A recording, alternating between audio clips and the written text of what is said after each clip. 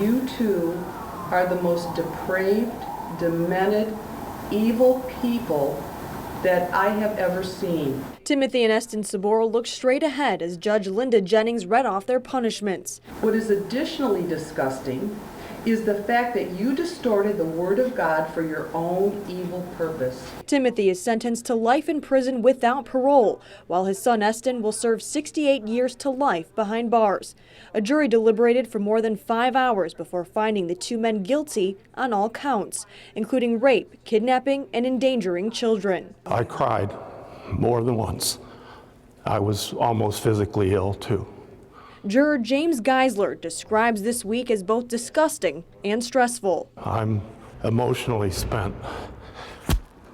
It's okay. I have grandkids that are the ages of some of those victims. Excuse me, that was hard to take. For years, the Saboros raped and abused the two girls who are now 14 and 9 years old. Both took to the stands describing the sexual abuse. Just knowing that those children were brave enough to stand up there and face their accusers, it was amazing. I gotta ask you if you want to make a comment. I'm sorry, but no comment. Okay. No comment. It's the first time Pastor Cordell Jenkins' wife, Laura Lloyd Jenkins, has appeared in public. She is the Lucas County administrator. She was out of town on sick and personal time when the FBI arrested her husband. 13 ABC caught up with her after her husband's federal court hearing. The men walking with her got angry when we asked her to comment on the allegations against her husband. Can you shut up? Oh, all right. Do you want to make a comment? Do it look like I want to make a comment? No comment. No comment. Dozens of friends, family, supporters, and sex trafficking victims packed the courtroom for his detention hearing. Pastor Jenkins has hired a civil rights attorney out of Detroit to help defend him. He waived his rights to a detention hearing today. His attorney will file a motion for another detention hearing at a later date. People who attended the hearing had mixed emotions. It's all in God's hand, that's all I can say. You know, I don't want to leave no fault, but it's all in God's hand. He's a sick person to do this. Alessandra De Romano is a survivor of sex trafficking. She now helps other sex trafficking victims. She had strong words for Pastor Jenkins and his congregation. I also feel that it's bad that his congregation is raising money for him. For what? They're the victims too, because they're ignorant and they're not realizing what's going on. So am I very vocal? Yes. Do I care what people think? No. Do I care about the victims? Yes. In the Arctic sub-zero temperatures, firefighters trying to battle this house fire on County Road 26 were frozen themselves. No, it's froze. Helmets and gear covered in ice. 7 departments responded, including Bradner and Gibsonburg.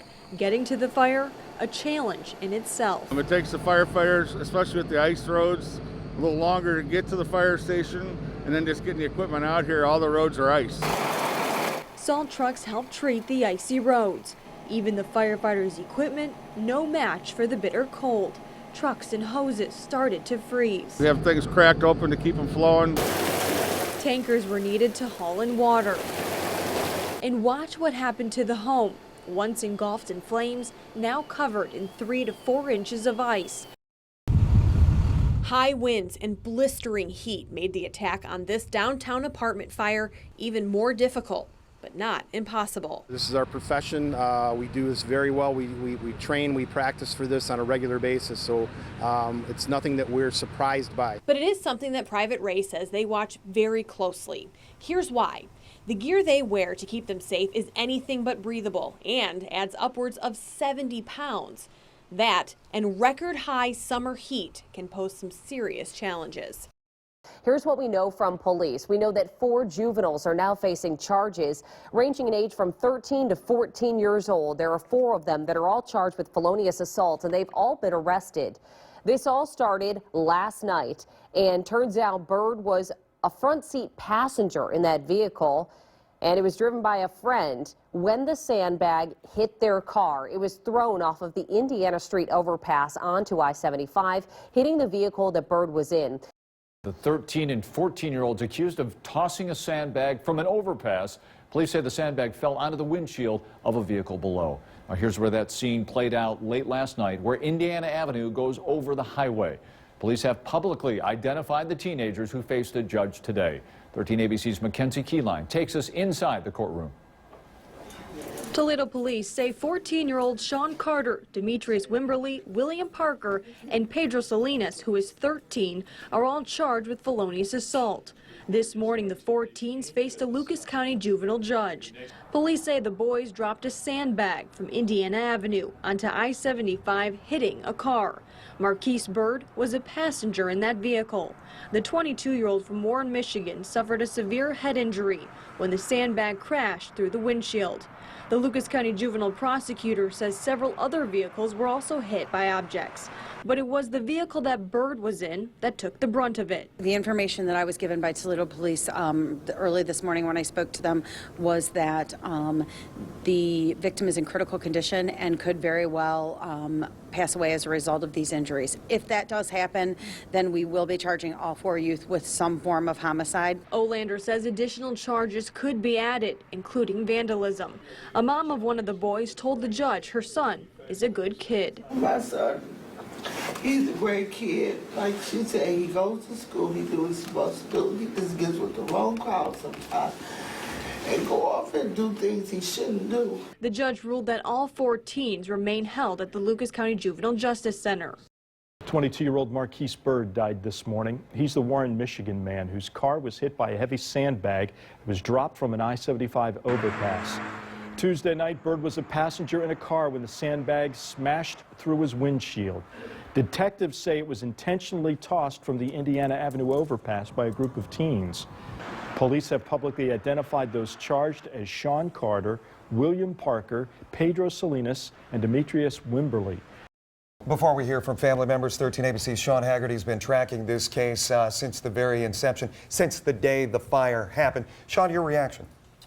I'm surprised that we got to this point. 24 hours ago, the prosecution was rolling along with its case. Evidence was coming in. He could have faced a life sentence, and here we are, one misstep by one witness in about a 5-second sentence changes the entire case.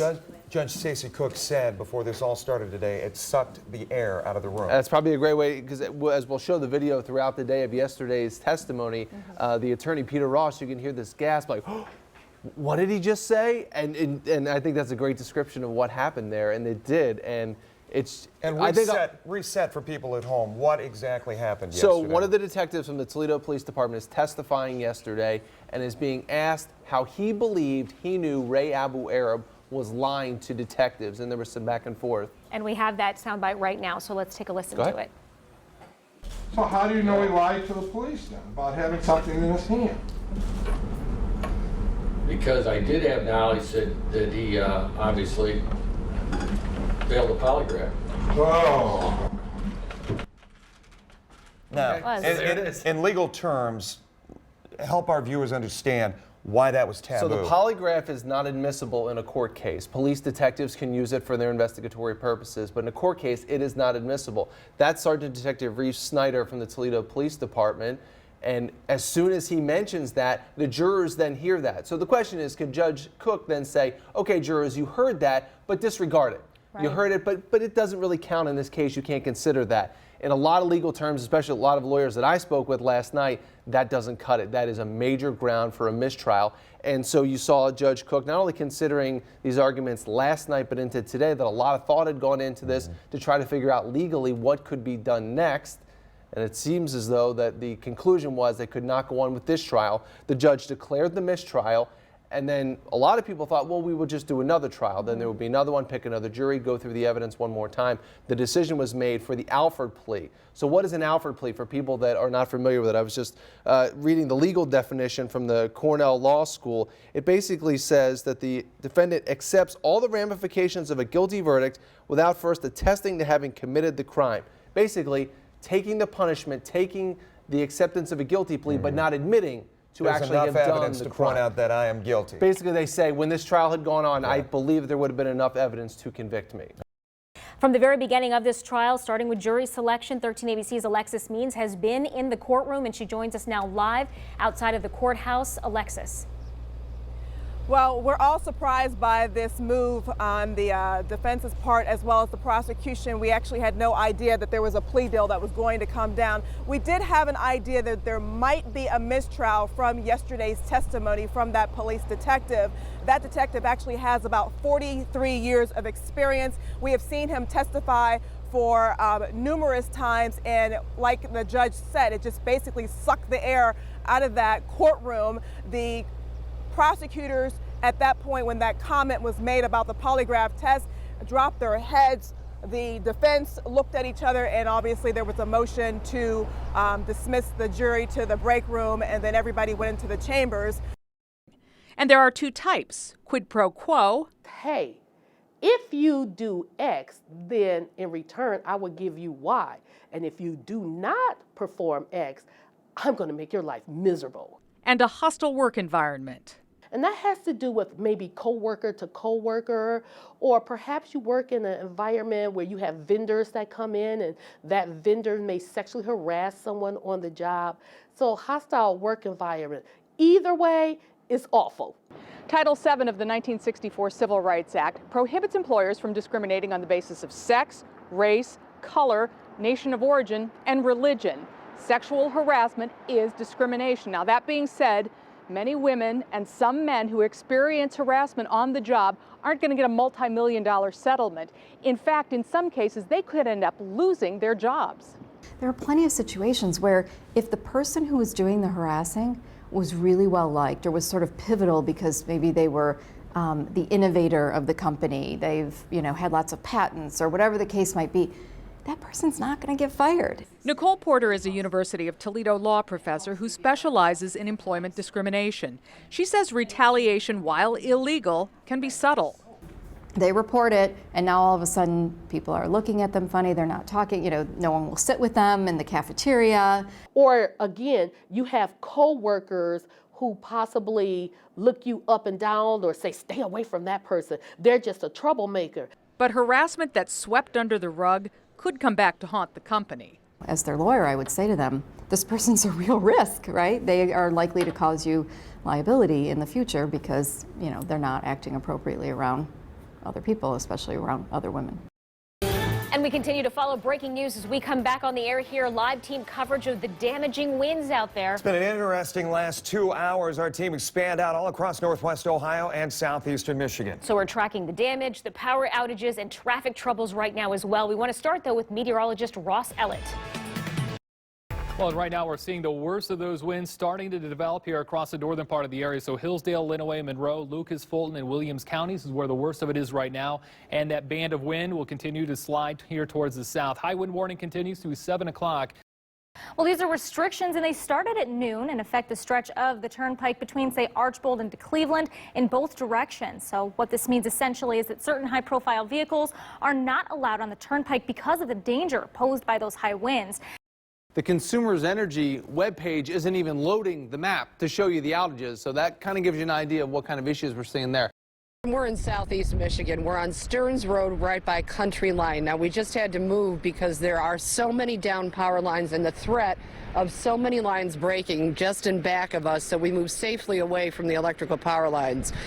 We are keeping an eye on it, though. Justin's going to try to give you the best shot we have. All right, here comes a gust. Let's see what it registers. Barely over 10 miles an hour, but I can guarantee you that it was better than 10 miles an hour when it knocked this tree down. Help us out here and tell this story. We have a story on the front page of 13abc.com with that breaking news banner. You click on that. I'm going to show you here.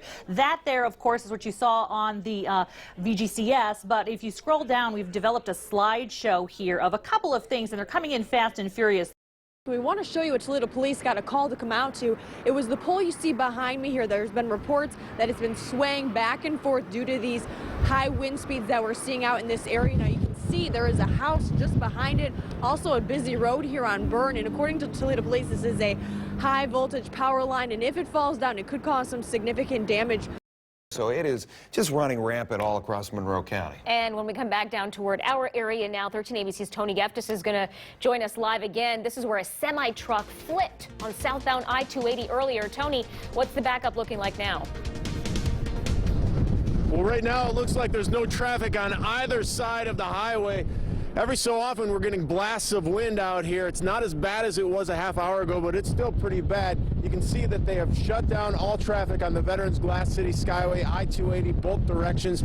This semi, it blew over, potentially rolled over. We haven't gotten confirmation as to what may have led to this crash, but it is up on the bridge itself in what would be the eastbound lanes on the southbound side of I-280, and they have stopped traffic on either side. They brought in the wrecker trucks. We can see troopers up there, some emergency vehicles. Looks like they're going to try to clear that from the area. In the meantime, all the traffic's being diverted onto the Craig Bridge below the Veterans Glass City Skyway, and we can see that from here. Now you can also see the Jeep is moving back and forth without us even being inside it. When we were standing over there doing our live shot, the door flew open and a spring popped out, and we've already got a kink in the door. So if you try to go anywhere and step out, if it looks windy or feels windy, just trust me, you're going to have to hang on to it, because all of a sudden the wind is going to force it open, could potentially damage your vehicle, which it has done for us here. First time I've ever saw anything like that over that way. I got dressed and came over here, and I can't believe it. We seen the fire coming down the street. No matter who you talk to, this fire was hard to believe. Smoke could be seen for miles, and for many, it was right in their backyard. It's very scary because I was just taking a nap and now just reading this. I mean, this is just crazy. Shortly after it started, the Toledo Fire Department urged people to leave their houses because of potentially dangerous smoke. Armed state agents, some undercover, all of them with bulletproof vests, also armed with a search warrant here inside the City Grill in downtown Toledo. The allegation? Food stamp fraud. Doors secured as Toledo police watch the building, with customers looking on. This type of crime takes money away from other families that legitimately need this money. This investigation, run by the Ohio Investigative Unit, their over 2-month work brought them here 11 times, according to this search warrant obtained by the I-Team. On their first occasion, in January, an informant purchased a pack of cigarettes and received $5 in cash as one store owner ran a $25.10 charge on the food stamp card. Clearly cigarettes, not a food stamp eligible item. I don't want him to have a role model who doesn't know how to control his own behavior. Patrick Hickey's opposition has been vocal. Hopefully, with more people continuing to speak out in any way that they can, the message will get through. They're concerned about how his seat on the school board will affect employees and students in the district following serious allegations of inappropriate conduct and the mismanagement of funds. I think the ban should be kept into place. I don't think he should be allowed on school property or around any staff members or any students. Shortly after Hickey resigned from his post as superintendent in 2015, the board voted to ban him from district property, a restriction that's still in place. Wednesday, that same board had to figure out how they were going to move forward now that Hickey had been elected to the board. I think this district can heal. I think we can move forward.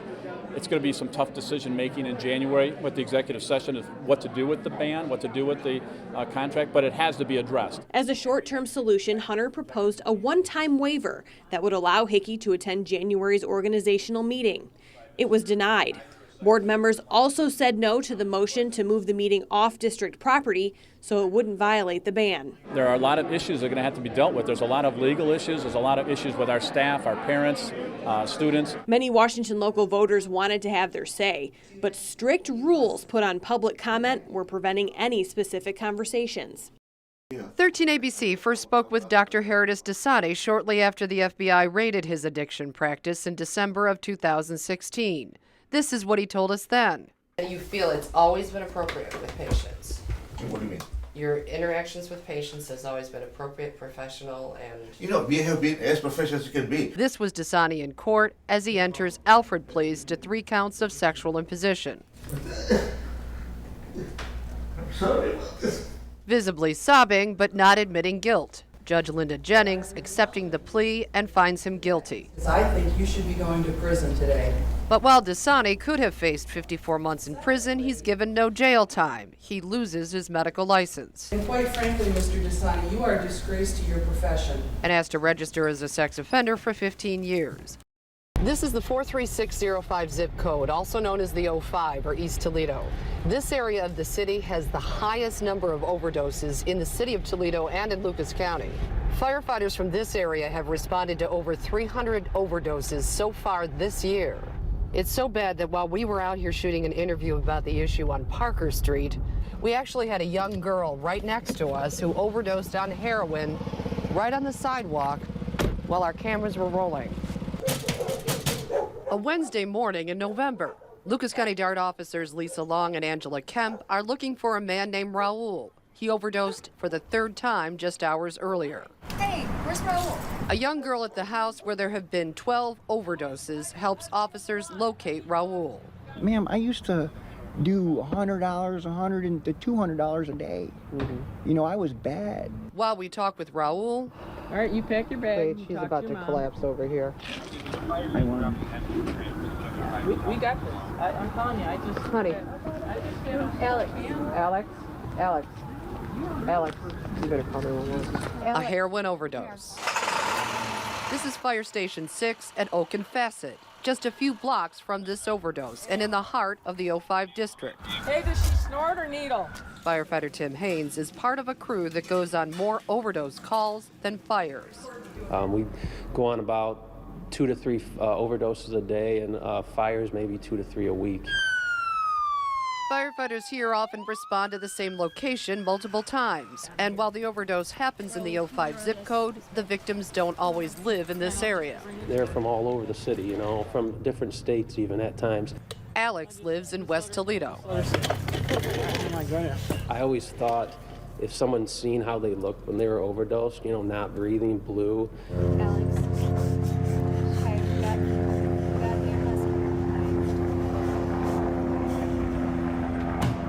We could get through to them how close they are actually to death. Another 05 firefighter, James Christie. We've had a couple times where, like, the little ones have actually called 911 for their parents. Officers tell us a 5-year-old lives in this house. It's disturbing when it's not like a shocker to the kids. While crews work to pull Alex back, more than 10 minutes going by, she hangs on. Pretty quickly, brain cells start to die, and we ask emergency room Dr. Brian Kaminsky what happens during an overdose. Alex is not a patient at ProMedica, nor is she a patient of Dr. Kaminsky. debilitating brain damage that could be unrecoverable. People just simply don't recover. Some people become permanently disabled. Can develop this thing called anoxic brain injury. It becomes inflamed and then it becomes swollen, and that swelling of the brain tissue causes its own damage, which can be permanent and unrecoverable.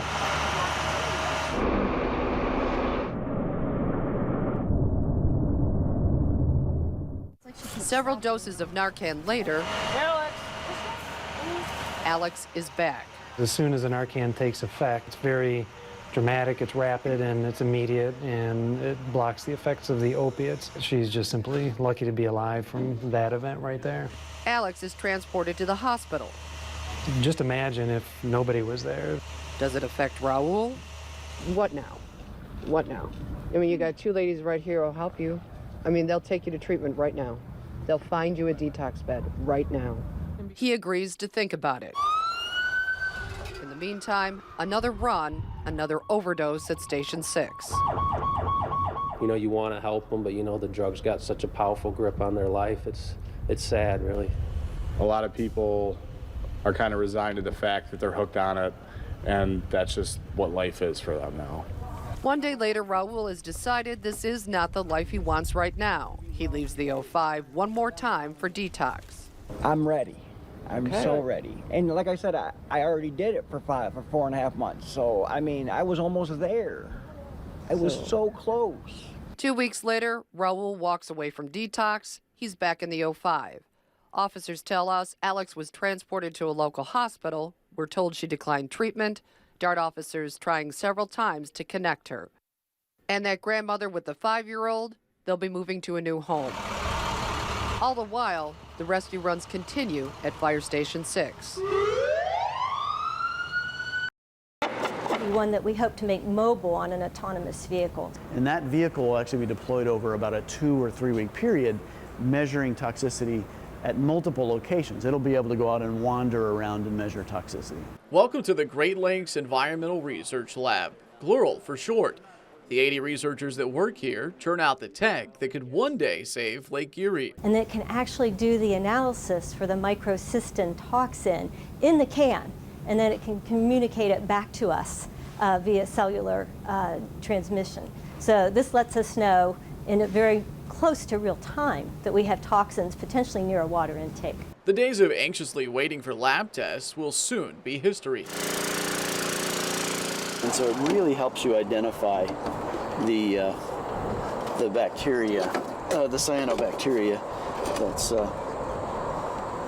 causing all the problems out there. So. These new tests can tell different algae apart and can even label Maumee River pollutants from what comes down from Detroit. Buoys give us all kinds of information in the water column, and satellites give us the view from space, but only on a clear day. Now a new tool from NOAA gives us the view in between, from a few thousand feet up.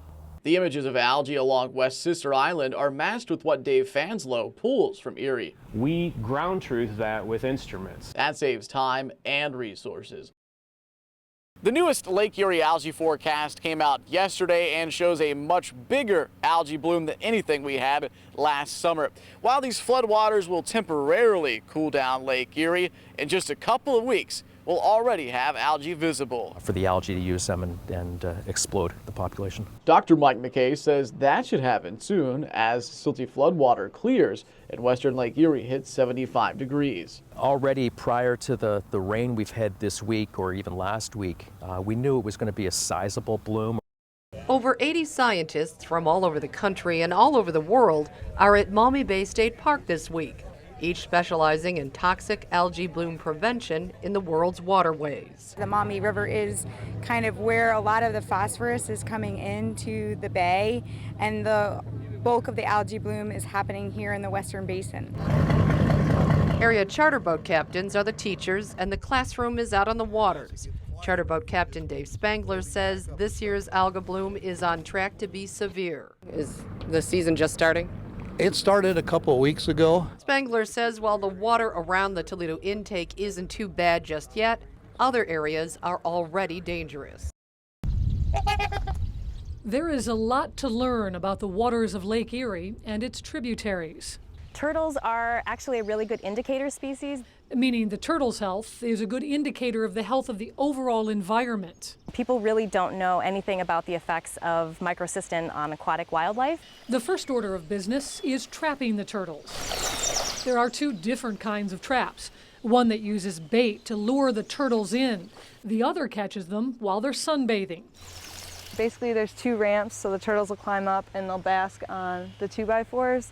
And when they go to jump back in the water, there's a net underneath. So it's a 50-50 chance. If they jump into the net, they're caught. If they jump out, they're free. Once the turtles are taken out of the traps, they're first checked to see if they've already been caught.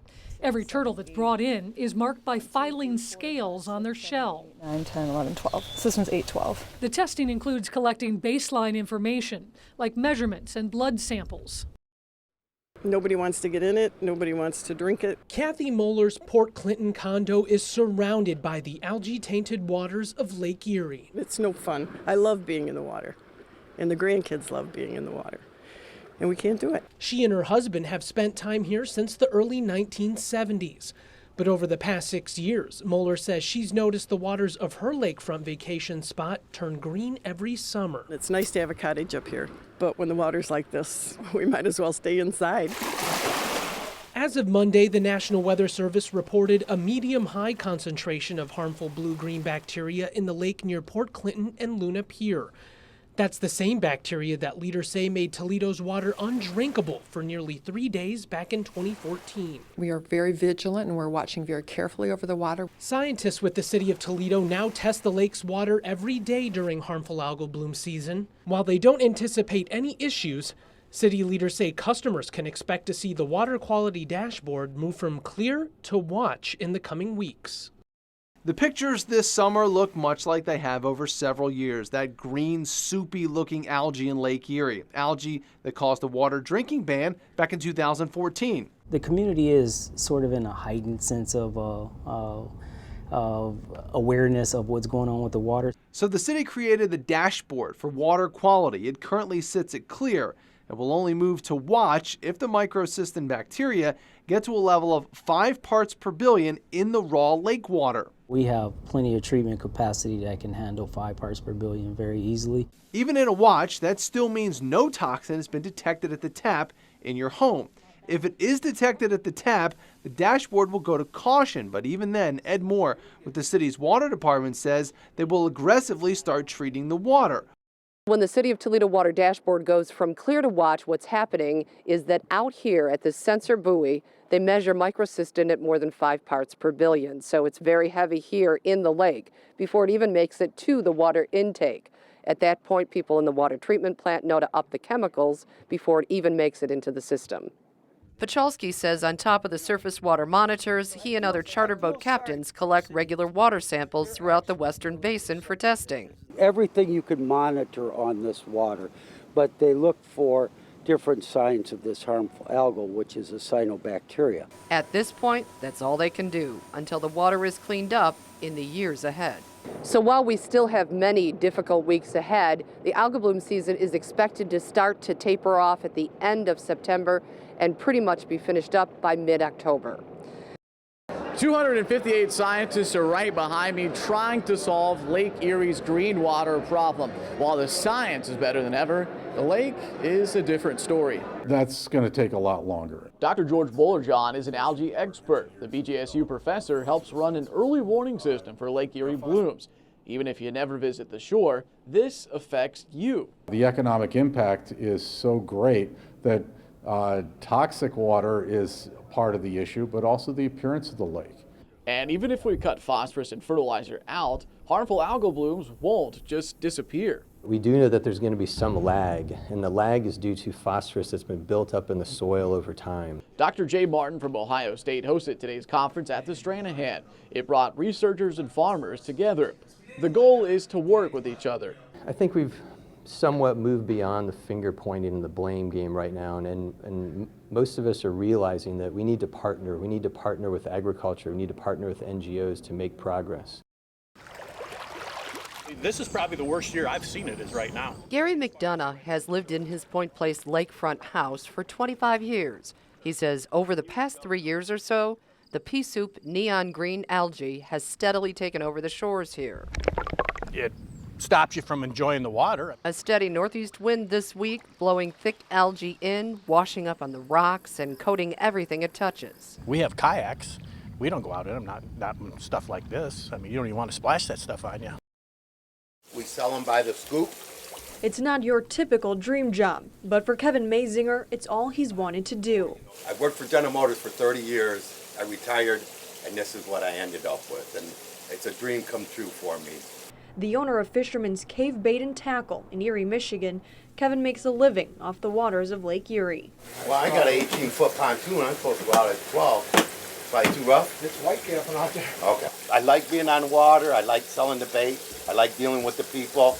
Lately, the business he loves has taken a hit. When the green algae comes, the boat rental comes to a halt.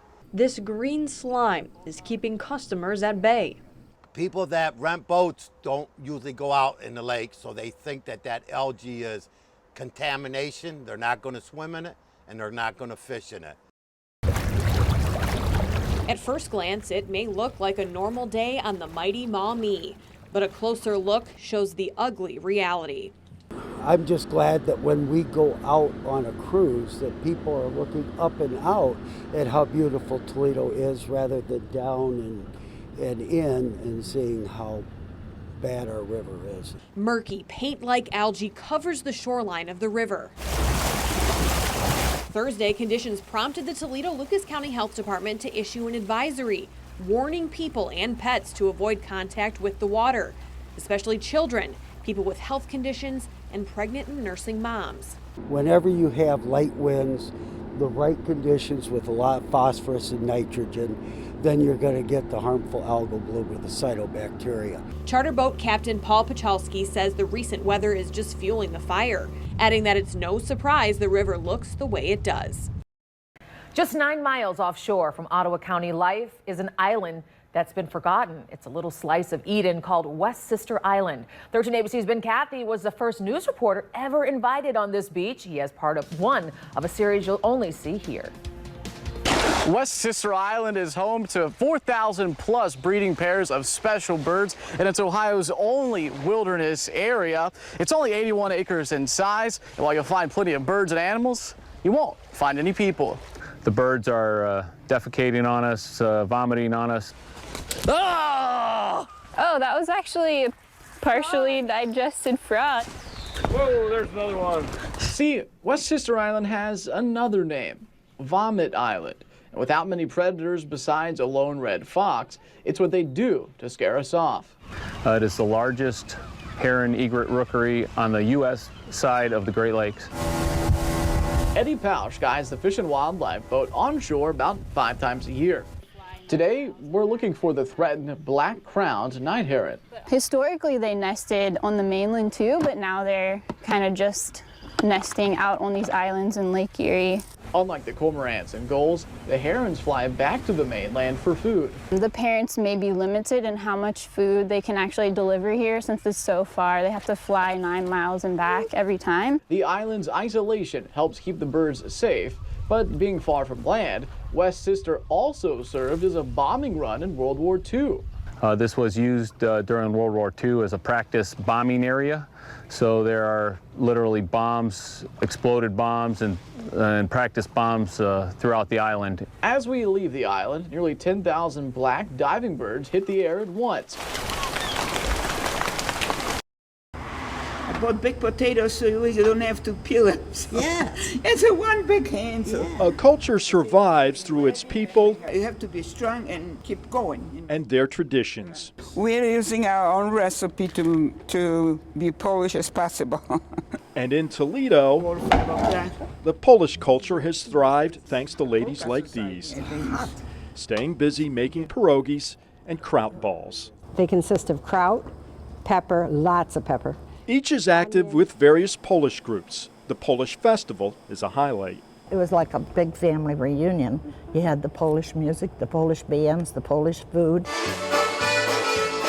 For more than 30 years, the Polish Festival on the Grange was the big event for their community. What's that smell? Stanley! There are still a lot of Polish people left in the neighborhood. But today, bad news. United North, which has run the festival for years, announced today that it is reevaluating and doesn't have time to plan this year's festival. You know, I'm disappointed as anybody else, really. People have complained about security and fewer crowds, even talked about moving it off LaGrange Street. The festival was a time to introduce the culture to new people, a time for kids to perform after working hard all year learning an ethnic dance. It's hard for them to just come and practice if they don't see the results from it, you know. But this year, no festival. And the concern is once lost, it will never come back. It dies slowly, but pretty soon, is it going to be alive? Is there going to be any Polish culture left?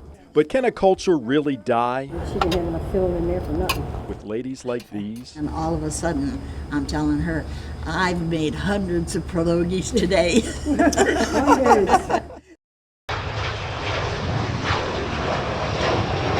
This is ICE Air, Immigration and Custom Enforcement's air operation. It leaves Toledo Express on Tuesdays. Who's on it, leaving in shackles? According to Immigration and Customs, this operation's mission removes aliens who present a danger to national security or are a risk to public safety, as well as those who enter the United States illegally or otherwise undermine the integrity of our immigration laws. Us as advocates need to stand with those communities to highlight that this is actually a welcoming community. Eugenio Molo is an attorney with the Advocates for Basic Legal Equality. His work focuses on immigration. He says people are confused these days, some even panicked, not sure what's coming next. We're trying to hold the officials accountable to make sure that due process is being carried out. Due process is enshrined in our Constitution. It protects everyone regardless of their immigration status. So where do ICE air flyers go from Toledo? Over the years, 13 ABC has learned, people have gone to a variety of places: Chicago, San Antonio, Laredo, and most recently, Alexandria, Louisiana. Their final destination depends on their home country. This operation is not a secret or a mystery. Some people could call it discreet. For example, just take a look at the plane. There are no markings that say immigration or customs or say what this operation is. The buses, the SUVs near it, no markings telling people what's happening here. Ice air is not always a deterrent to keep people from coming back. Take this recent example. Emilio Rivera Portilla sits in federal custody in Toledo right now, accused of coming back into the country illegally. Federal court records show in 2003, Rivera Portillo was removed to Honduras by air at Houston, Texas. And this program isn't cheap. A recent report by the Office of the Inspector General estimates that ICE Air costs around $8,500 per charter flight, regardless of the number of passengers on board. You're welcome. You have a good day. You too. Thank you. What's coming next in immigration law out of Washington has people like Brenda worried. Her home, her business, and most importantly, her son are all here. She knows citizenship would be one path. A lawyer, it costs a lot of money to do it. And some lawyers, they don't want to help you with it because they know it's a lot of work. You know, there's a lot of things that you have to go through in order to get that information you have to get from Mexico, some information you can't get because there's nobody down there anymore. She doesn't even know where she'd go if she was sent back to Mexico, if she was forced to fly on ICE Air. I feel like I'm an American citizen here because I've been here since I was little. We'll show you just how bumpy this back alley is in just a second. But first, a quick demonstration. My camera is sitting at eye level, but if I take just a few steps into the pothole, you can see how far I sink. But if you're driving this alley, it's a bumpy ride.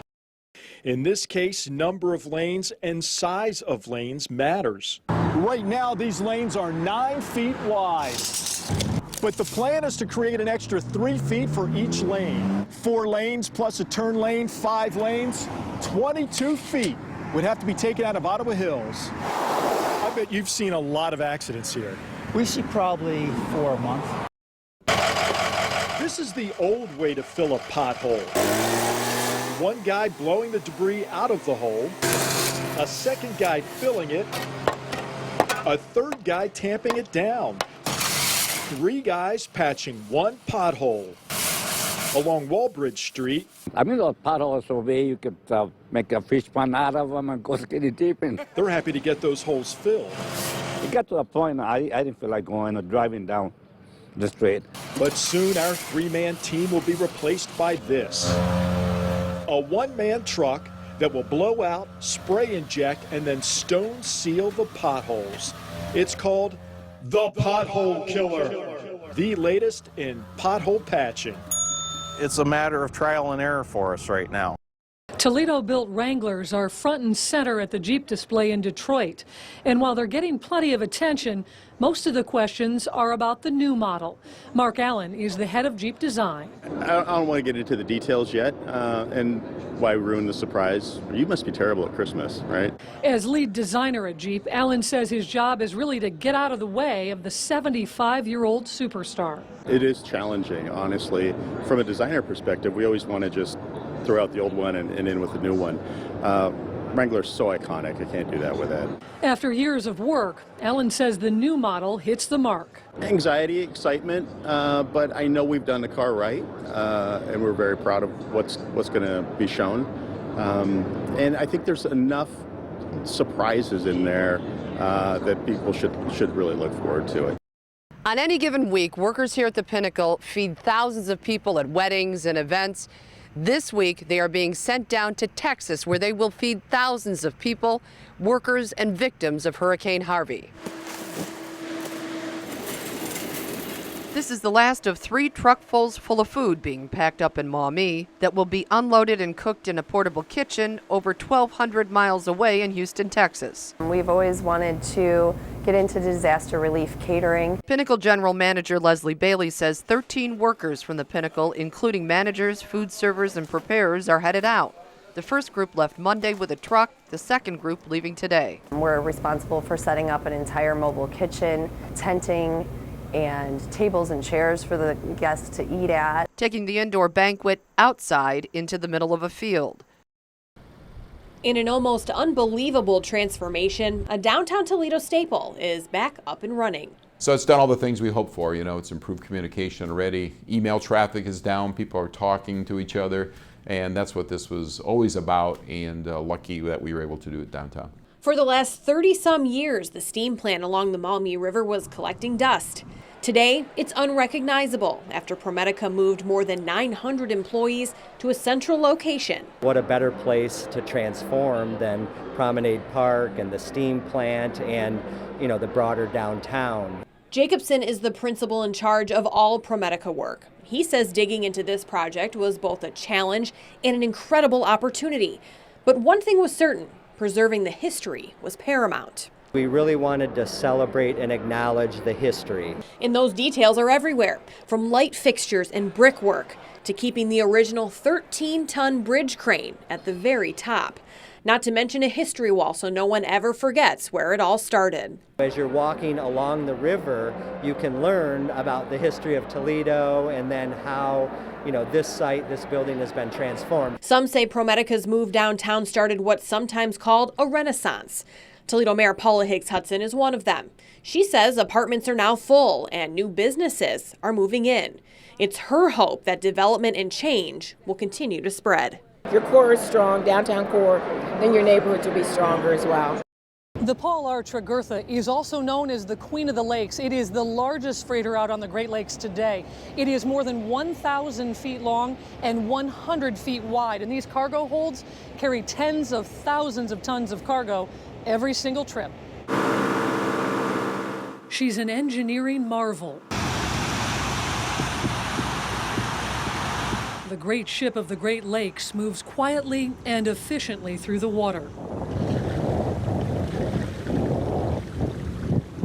At more than 3 football fields long, not only is the ship's size impressive, so is her workload. She can move in one single trip as much as 70,000 tons, which over a season adds up to millions and millions of tons of cargo.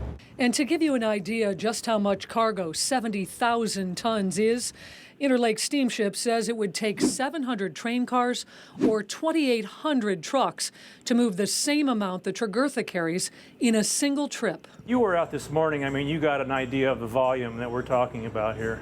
It's a mountain of coal, yeah. When you woke up this morning, chances are it was one of the first things that you did. You turned on the lights and they worked. Also safe to say, you didn't think for a second where that electricity came from to make it happen. Tonight, the future of one of our area's biggest energy sources and the people behind it is very much in doubt. A cloud of uncertainty looms over the towns, the cities, and the schools of Ottawa County. That the facility's not going to shut down. I want to believe that it's not going to shut down. Towering over the landscape, the Davis-Besse nuclear power station. Churning out electricity for hundreds of thousands of homes and businesses in Northwest Ohio. But what happens if this plant goes dark for good? Deactivation and decommissioning of the plant is a possibility. First Energy operates Davis-Besse and the Perry Nuclear Power Plant in Northeast Ohio. The company is drowning in debt.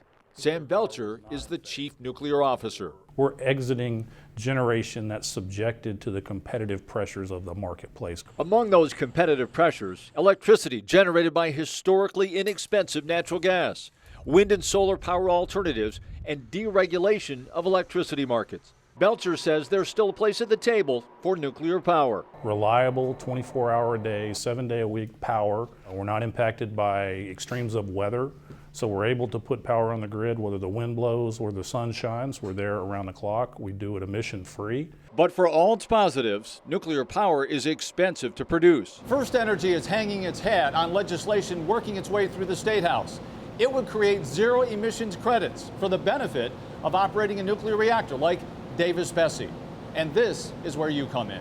If lawmakers in the House and Senate say yes, and the governor signs off, consumers would pay more. And I correlate that to about a Starbucks coffee per month to ensure this plant continues to exist for the long term. Or approximately $5 more a month for the average ratepayer. Longtime Ottawa County Commissioner Jim Sass calls it money well spent. It's a huge impact. It is our largest employer, and it's our largest taxpayer. Some 700 people, chemists, engineers, nuclear operators, and others work here, making an average of over $80,000 a year. It's a great job in an area that I grew up in. For me, it's a great industry. An industry helping to power Port Clinton, Oak Harbor, and the schools. It's about 40% of our overall budget in a $20 million budget overall as a school district. It would be catastrophic to our district. No one denies the wide-ranging economic impact Davis-Besse has on Ottawa County and Northwest Ohio for that matter, but there is great debate brewing over that ZEN or zero emissions legislation.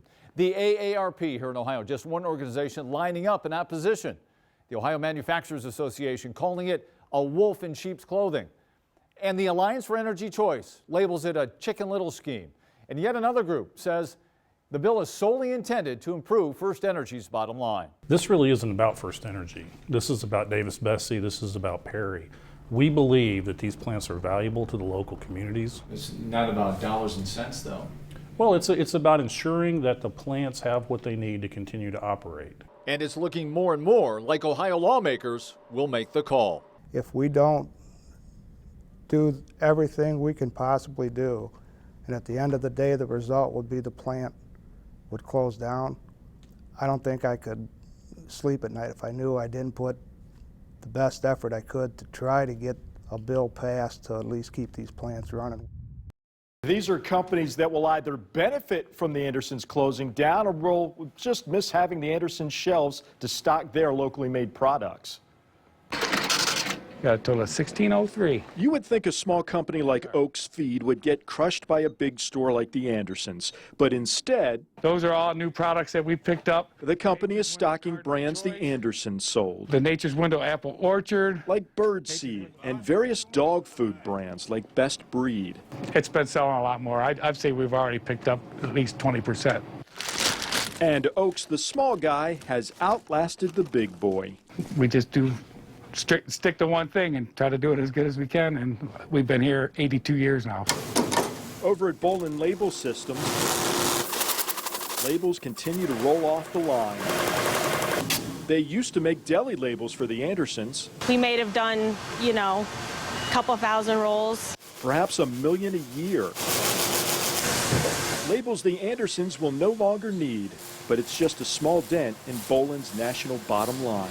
Our business has grown enough that we will be able to recover from that. The Anderson stores are not restocking, and many items are selling out. Food items are still being restocked, though, like Almandina brand biscuits made here in Maumee.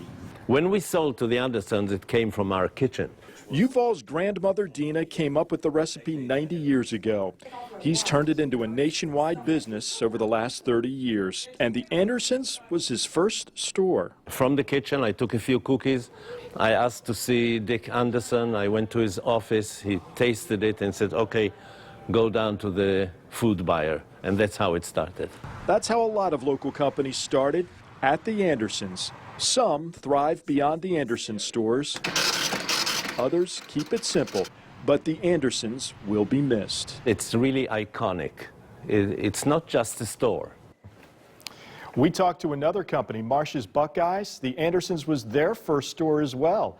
You can still find them, though, in Cracker Barrel and Kroger, and the owner told me today they will miss the Andersons just like everybody else. Lee and Christian. In the end, it all came down to money. In recent years, the retail environment became extremely competitive, and the stores were losing millions. The availability of online shopping today really made it a very difficult business to continue to compete in, and unfortunately the profits weren't there for this part of the business. We're just grateful. We're thankful for all that this community has provided us and support over the years. I mean, over 65 years of business in the retail business has been really terrific. Of course, retail was a very small sector of the overall company. The Andersons' grain, rail, plant nutrient, and ethanol groups continue to thrive. Debate day, getting you ready for the final face-off between Toledo's mayoral candidates. Pastoria's financial future, what leaders say a levy loss will mean to safety in that city. And getting ready for some action. A lot on the line at the Glass Bowl tonight. We're live as the Rockets kick off one of the biggest games of the year. This is 13 ABC Action News with Diane Larson and Lee Conklin. Well, just days before Toledo voters decide who will lead the city for the next 4 years, the candidates face off for the final time. Happening right here at WGTE Studios in South Toledo. In less than an hour, Mayor Paula Hicks Hudson and Lucas County Treasurer Wade Kapsakavich will tackle the issues in their last debate before Tuesday's general election. And it gives us an opportunity, or the voters an opportunity, to see these two candidates. It's an hour-long debate. They will be fielding questions from a panel of reporters, including me, Bill Horman, Tom Troy, and Lauren Lindstrom from The Blade. And we'll be asking them all variety of questions, as well as asking them some questions that folks have given us to ask. Yeah, we value our viewers so much. We want you to be part of this debate, and we're going to hear from you coming up between 7 and 8 o'clock. Your questions for the candidates, and it's nice to see you. Talked with Tom Troy earlier that it's not just in sound bites. It's not 10 seconds, not 15 seconds. It's really how they feel as they flush out the issues that is so important to the city of Toledo and really our region for that matter. And getting a little more heated as we get a little bit closer to Election Day again, which is next Tuesday, of course. Once again, join us 7 o'clock tonight right here live, 13 ABC. Incumbent Mayor Paula Hicks Hudson, Treasurer Wade Kapsakavich right here. Well, races for political seats, not the only matters on the minds of voters this year. In Fostoria, for example, layoffs are looming. If voters don't pass a $6 million levy on Tuesday, the city is in dire straits financially. 13 ABC's Alexis Means talking with city leaders about the tough decisions they'll have to make to get the city back on track. Customers at Dell's in Fostoria know in order for the city to survive, voters must pass a $6 million levy. I think it should be voted for because, I mean, people want jobs to come to Fostoria, and if there's a volunteer firefighter and no cops patrolling the streets, there's really no reason anyone would come to Fostoria. The Oompa Loompa is launched, and it's a giant game of target practice with blue skies and picture-perfect weather, especially the light winds. Round 1 of the competition is underway at the Glass City Balloon Race. Before takeoff, we unpack, inflate, inspect, and bring in the BTUs. Thanks, everybody. Good luck. Seconds later, pilot Curtis Simone has us suspended over flood-shrunken Sidecut Park. Even in an open-air gondola, it's total peace. There's no motion to the balloon unless somebody moves. And unless you look down and look under the basket, you don't know that you're in the air. As the wind steers us, we're really trying to win a Goliath game of ring toss and not land first. It's a accuracy race, actually. There's a target that was chosen on the field. And there's 3 X's. 16 veteran balloonists pick their starting spot. At Fort Meigs, we all close in on the home stretch across 475 with a better view of the other guys. 5 balloons here from Toledo, and the rest are from Michigan, a couple from Indiana. Curtis picks out a lawn-sized patch for us to land in as his wife and crew chief, Lynn, cheers us on. Hold on. Turns out we won, though the view was the real prize. And at ballooning, a champagne toast is perfectly acceptable, even at 9 in the morning. Cheers. 3, 2, 1, go. Rachel Burns is a sophomore at the University of Toledo. She's studying for a career in the pharmaceutical industry, but before that, she's aiming for a victory only a few select students get to attempt. I'm still kind of nervous because I'll be playing in the AT&T Dallas Cowboys Stadium. Rachel will be competing in the Dr. Pepper Challenge. In 30 seconds, she'll have to throw as many footballs as she can through a target. The winner gets a $100,000 scholarship. I'm a student at the University of Toledo. Rachel was selected during a nationwide search because of this video. It showcases her optimism and dedication while living with cystic fibrosis. I was told when I first started off that I wasn't going to live past 18. Rachel was granted a wish through the Make-A-Wish Foundation. She says she wants to succeed in medicine to help others like her and to give back to groups like Make-A-Wish.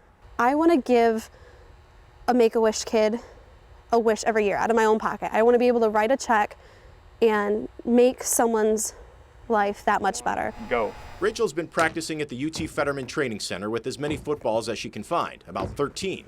Rachel's average is about 8 in 15 seconds, but she's gotten as many as 10, and believe me, it's not as easy as it looks. Need more proof? Let's go to the video replay. If Rachel can beat 2 out of the 4 competitors Friday, she'll go head-to-head Saturday, live during the halftime of the Oklahoma-TCU game. The winner of that matchup scores $100,000. And for Rachel, determination is on her side. Rachel Burns now has a whole lot of cash for college. I have the Dr. Pepper check that I received on the field. The University of Toledo sophomore is the winner of the Dr. Pepper Challenge and a $100,000 scholarship. I am ecstatic. It definitely alleviates the pressure of being worried about not being able to afford school. Rachel competed in the tuition giveaway at AT&T Stadium in Texas Saturday. The goal? To throw as many footballs as she could through a target in just 30 seconds. On the field when we were warming up, I was throwing 30-plus yard spirals, so I can hold my own against the boys. Rachel went head-to-head during halftime of the Oklahoma-TCU Big 12 championship game. She won, getting 16 footballs through the target.